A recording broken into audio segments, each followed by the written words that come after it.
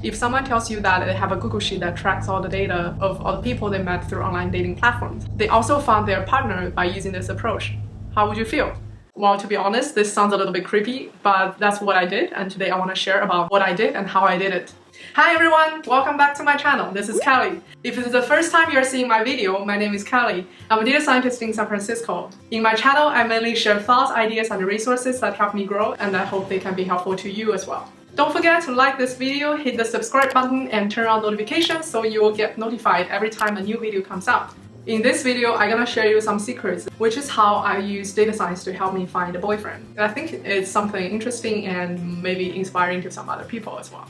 I came to the United States for a master's degree when I was 24, and then I graduated from school in 25, and then I moved to the Bay Area. I first started as a contractor, and then in order to get the H-1B visa, I joined another startup. After 1 year, I wanted to quit my job and study further for data science, so I quit my job and went back to school to study more about data science, and then found a job as a data scientist and joined my dream company. So after all these life changes, I was still by myself because I feel like I was not settled down yet, so it was a little bit late when I finally started to think about finding a life partner into my priorities. At that time, I was already 28, and I wanted to find a life partner, and I wanted to have a happy marriage in the future. So I finally decided dating is now my priority, and I should start to take actions on it.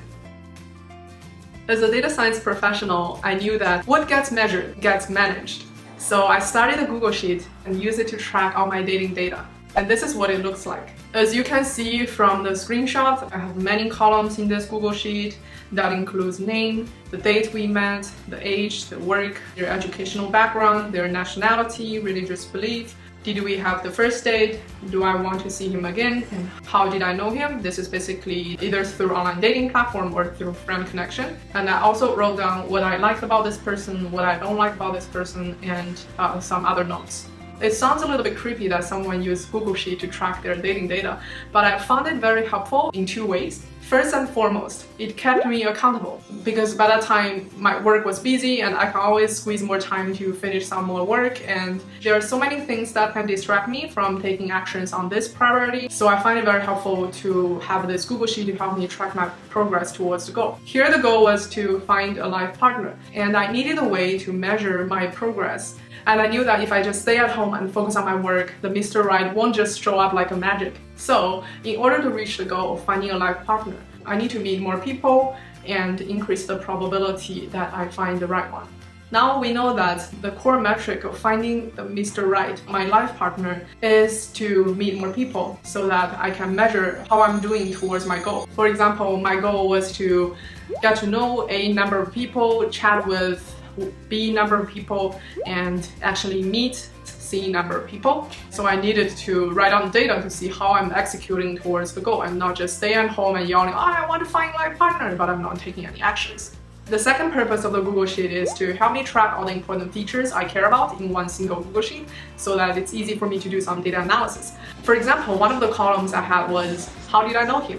And this column tracks the platform or the source of the person. Sometimes my friends connected me with someone, or sometimes I was using different type of online dating platforms just to try them out. Since there are so many sources that I can get to know people, how do I know which source has higher quality? By quality, I mean, how do I know that which source have higher probability of getting me my Mr. Right? Was friends connection better or online dating apps better? Is this online dating platform better or the other one? By looking at the data, I could understand which platform was better. By knowing the quality of different platforms, that helped me adjust my time investment in different platforms. Well, I have to say that it's not always rational in the dating process, because sometimes you may find someone meet all the criteria and you just don't like that person, or sometimes you find someone you like very much but they don't like you.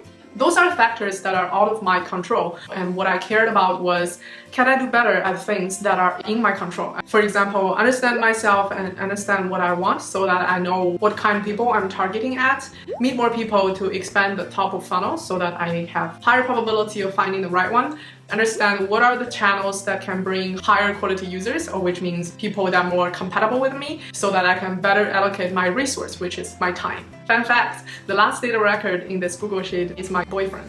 Congratulations on me finding him, and also congratulations on him because he was the only one that didn't drop off in the whole funnel.